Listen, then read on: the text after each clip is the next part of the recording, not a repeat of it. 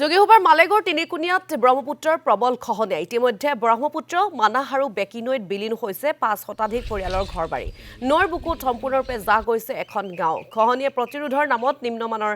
porcupine ব্যৱহাৰ কৰাৰ অভিযোগ উত্থাপন কৰিছে স্থানীয় ৰাইজে এই সন্দৰ্ভত এক প্ৰতিবেদন আগবঢ়াব সাংবাদিক খাদেমুল হুছেইনে হয় নিশ্চিতভাৱে আপুনি ইতিমধ্যে উল্লেখ কৰিছে যে ব্ৰহ্মপুত্ৰ মানাহ আৰু বেকিনৈ খহনীয়াই কাল ৰূপ ধাৰণ কৰিছে আৰু মই এই মুহূৰ্তত উপস্থিত আছো যোগীঘোপাৰ তিনকুণীয়া গাঁওখনত মোৰ সতীৰ্থ সহযোগী পোনপ্ৰথমে দৃশ্যাৱলী দেখুৱাব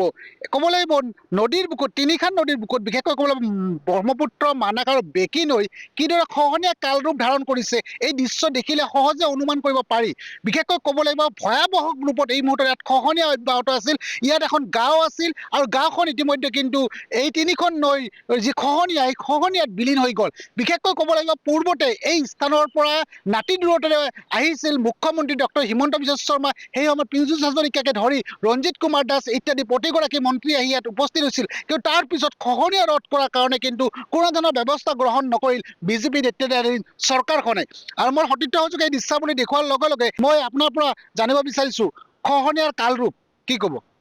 না কালৰূপটো মানে আপোনাৰ ভালে কেইদিন হ'ল ইমান দিন হয়তো অলপ কমকে ভাঙছিল কিন্তু বৰ্তমান খুব জটিল ৰূপত নদীটো মানে ভাঙি আছে আপোনাৰ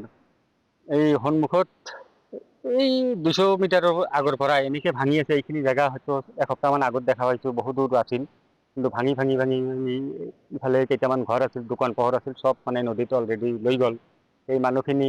এটা দুটাকৈ ক'ত ক'ত যাই আছে মানে এওঁলোকে মানে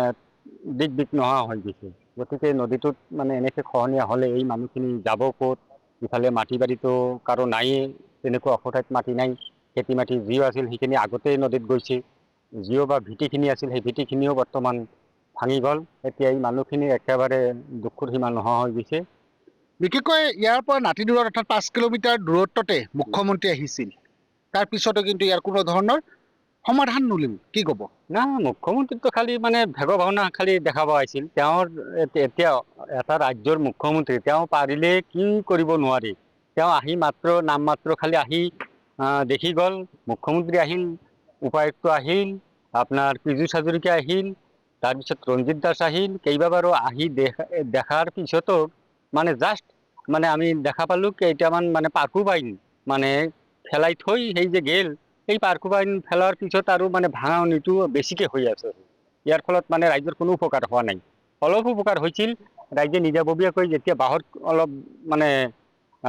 ইচি জেগাই জেগাই দিছিল তেতিয়া অলপ মানে উপকাৰ হৈছিল কিন্তু সেইখিনিও নদীতে উঠাই লৈ গ'ল উঠাই লোৱাৰ পিছত ভাঙনিটো আৰু বেছিকৈ আৰম্ভ হৈছিল নিশ্চিতভাৱে মোৰ সতীৰ্থ সহযোগী এই দৃশ্যাৱলী দেখাব এই স্থানত এটা ঘৰ আছিল এটা গৃহ আছিল সেই গৃহটা কিন্তু ইতিমধ্যে নদীৰ বুকুত বিলীন হোৱাৰ লগতে ইয়াত যিটো ঘৰৰ অৱশিষ্ট যি অংশ সেই অংশ কিন্তু ইয়াত এই মুহূৰ্ততে পৰি আছে বিভিন্ন স্থানত খহনীয়াৰ যি ফাট সেই ফাট দৃশ্যাৱলী দেখিবলৈ পোৱা যায় আৰু মোৰ সতীৰ্থ সহযোগী আৰু এই দৃশ্যাৱলী দেখুওৱাৰ লগতে সমান্তৰালভাৱে আন এক দৃশ্যাংশ দেখুৱাই স্থানীয় লোক আছে স্থানীয় লোকৰ পৰা মই কিছু ভাষ্য গ্ৰহণ কৰিব কাৰণে চেষ্টা কৰিম মই আপোনাৰ পৰা জানিব খুজিছো খহনীয়া অব্যাহত আছে এখন গাঁও আপোনালোকৰ নদীৰ বুকুত বিলীন হৈ গ'ল কি ক'ব এই মুহূৰ্তত কি কম আৰ ভেঙে ছিঁড়ে গেল আৰ আমৰা কি কৰে যাই কিছু মাস্টাৰ সে দেখেন এই অবস্থা চৰকাৰৰ পৰা কিবা আপোনালোকে এই সুবিধা লাভ কৰিলে যিহেতু আপোনালোকে খহনীয়া পীড়িত অঞ্চল খহনীয়াত ঘৰ বাৰী বিলীন হৈ যোৱাৰ উপক্ৰম ঘটিছে বা ঘৰ বাৰী গৈছেও তাৰপিছত চৰকাৰে আপোনালোকক থিতাপি ল'বৰ কাৰণে কিবা মাটি বা এনেধৰণৰ ব্যৱস্থা কৰিছে নেকি নাই কৰাৰ একো দেওয়া নেই আৰু ইয়াৰ নৈপৰীয়া ৰাইজৰ কিছু প্ৰতিক্ৰিয়া শুনালে সাংবাদিক খাদেমুল হুছেইন আমি ধন্যবাদ জনাইছো